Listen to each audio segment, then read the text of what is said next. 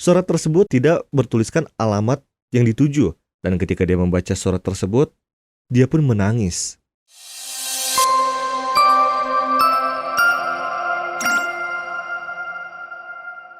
Assalamualaikum warahmatullahi wabarakatuh. Sahabat Quranku Surgaku Indonesia dimanapun kalian berada, puji syukur kita panjatkan kehadirat Allah Subhanahu wa Ta'ala. Mudah-mudahan teman-teman yang menonton video ini sedang dalam keadaan sehat walafiat, diberikan rezeki yang banyak dan kebahagiaan selalu. Amin ya Allah ya Rabbal Alamin. Ya, kalau misalnya kemarin saya sudah menceritakan kisah tentang Ibnu Qayyim yang julid sama seekor semut, kali ini saya mau menceritakan sebuah kisah, yang mana kisah ini ketika saya pertama kali membacanya cukup menyadarkan hati saya gitu, membuat saya sadar bahwa ternyata Allah itu begitu dekat dengan kita. Jadi kisah ini menceritakan sebuah keluarga kecil yang terdiri dari 4 orang.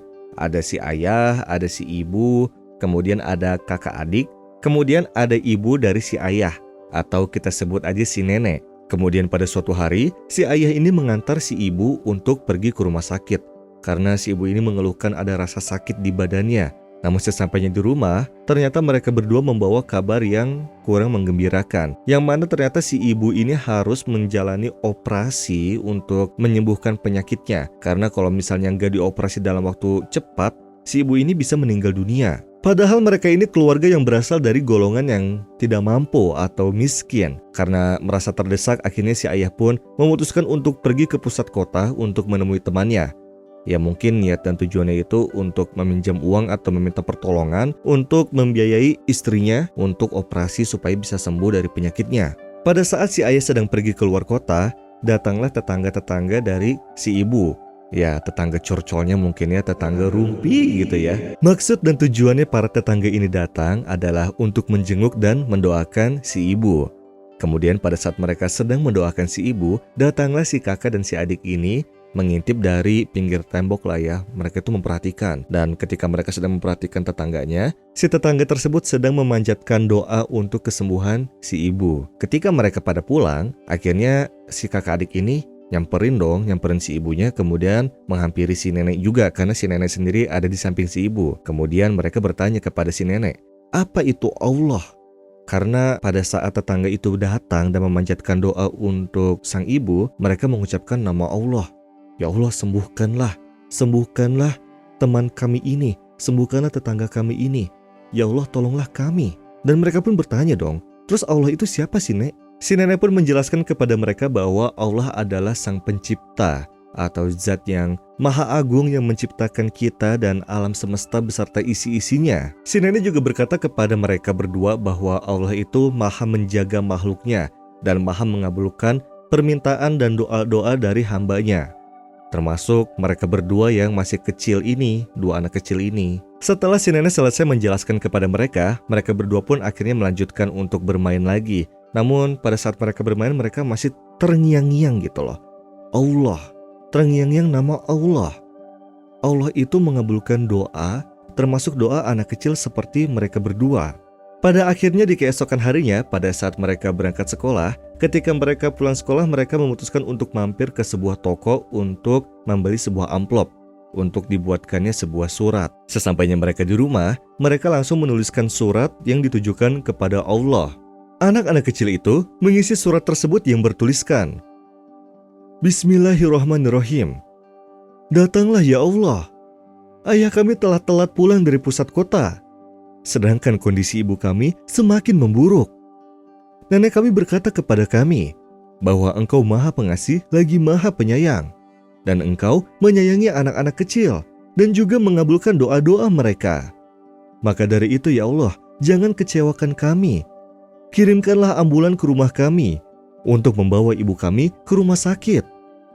Kami mohon kepadamu ya Allah, tolonglah kami. Di akhir surat si kakak menuliskan sebuah kalimat. Pesan ini dikirim dari si Fulan dan si Fulanah. Kemudian dia menuliskan namanya dan juga nama saudari perempuannya. Setelah mereka selesai menulis surat tersebut, mereka berdua pun langsung pergi ke seberang jalan dan menaruh surat tersebut ke dalam box surat. Padahal si suratnya tersebut belum dicantumkan alamat apapun. Tak berselang lama setelah si kakak dan adik ini menaruh surat tersebut ke dalam box surat, tiba-tiba datanglah si tukang pos yang mengumpulkan surat-suratnya dan akhirnya diangkut dan dibawa ke kantor pos. Sesampainya di kantor pos, dia pun akhirnya mulai menyortir surat-surat tersebut dan dia menemukan surat tersebut yang mana di dalam surat tersebut terdapat sedikit bunga mawar. Dan ketika dia membuka isinya dan dia membaca isi suratnya, surat tersebut tidak bertuliskan alamat yang dituju, namun hanya mencantumkan alamat pengirimnya saja. Dan ketika dia membaca surat tersebut, dia pun menangis. Dan akhirnya semua orang yang berada di kantor pos yang menghampiri si tukang pos tersebut ikut menangis juga setelah membaca isi surat tersebut. Bahkan saking gaduhnya karena suara tangisan dari para tukang pos dan pegawainya di sana, akhirnya sang direktur pun juga penasaran dan membaca isi surat tersebut. Dan ketika si direktur dari kantor pos tersebut membaca isi surat tersebut, dia pun tak kuasa menahan tangis. Dan akhirnya banjirlah semua pada nangis di dalam kantor pos tersebut. Akhirnya atas inisiatif dari si direktur dan juga si tukang pos yang menemukan surat tersebut, mereka pun akhirnya patungan dan mengumpulkan dana lah.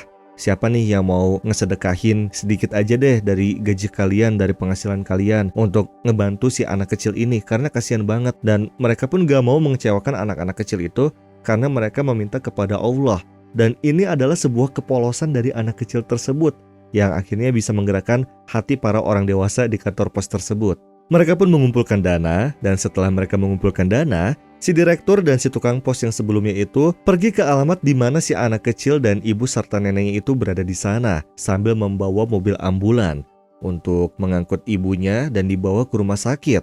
Dalam keadaan hujan, si kakak dan adik ini malah diam di pinggir jalan dan mereka terus berharap menunggu ambulan itu datang. Dan alhamdulillah ambulan tersebut datang bersama si direktur dan tukang pos di dalamnya. Dan ketika si direktur dan si tukang pos tersebut melihat si anak kecil ini ada di pinggir jalan sambil duduk, kedua kakak adik ini langsung bangkit dari duduk mereka dan berteriak kencang. Allah telah datang, Allah telah datang, Allah mengabulkan doa kita. Ambulannya telah datang, Allah telah mengabulkan doa kita. Si direktur dan si tukang pos pun menangis lagi karena mereka nggak kuasa. Ya, ini tuh polos banget anak kecil ini tuh. Mereka berpikir bahwa itu adalah Allah yang berada di dalam ambulan tersebut. Padahal bukan gitu loh. Tapi karena kepolosan dua anak kecil tersebut, akhirnya si tukang pos dan si direktur pun menangis lagi lah dibuatnya. Dan setelah si ambulan tersebut menepi di pinggir jalan, akhirnya mereka langsung buru-buru mengangkut si ibu dan langsung digotong dimasukkanlah ke dalam ambulan tersebut dan dibawa ke rumah sakit. Akhirnya si ibu pun mendapatkan perawatan dari rumah sakit. Dan tak lama setelah si ibu dirawat, datanglah si ayah pulang dari pusat kota. Si kakak adik ini pun menghampiri si ayah. Kemudian mereka bertanya kenapa ayah harus pulang terlambat.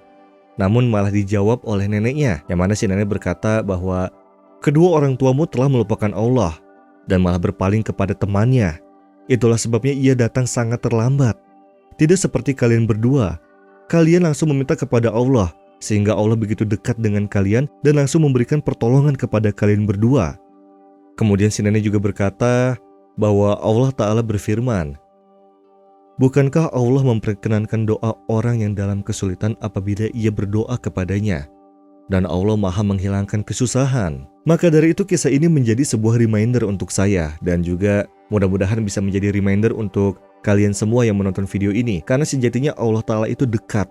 Namun kitanya aja yang malah menjauh. Justru kita malah mencari pertolongan yang lain, bukan kepada Allah dulu. Terkadang kita juga hilaf ketika kita memang sedang dalam masalah, kita malah mencurahkan isi hati kita melalui status atau medsos untuk mencari perhatian sana sini. Padahal sebenarnya kita tuh cukup berdoa aja kepada Allah, itu udah lebih dari cukup. Ya pasti Allah gak akan memberikan kita cobaan di luar batas kemampuan kita. Cuman ya terkadang begitulah manusia. Berakhirlah kisah ini. Mudah-mudahan bisa menjadi pembelajaran untuk kita semua dan bisa memuhasabah diri kita sendiri dan bisa lebih mendekatkan diri kita kepada Allah Subhanahu wa Ta'ala. Share video ini ke teman kalian apabila memang video ini bermanfaat untuk teman-teman semuanya, dan jangan lupa untuk klik tombol like-nya. Jangan lupa juga untuk memberikan kritik dan saran di kolom komentar. Dan kalau kalian memang suka dengan channel ini, jangan lupa klik tombol subscribe-nya ya. Saya Ikisan pamit undur diri, sampai jumpa di video berikutnya. Wabillahi taufiq wal hidayah. Wassalamualaikum warahmatullahi wabarakatuh.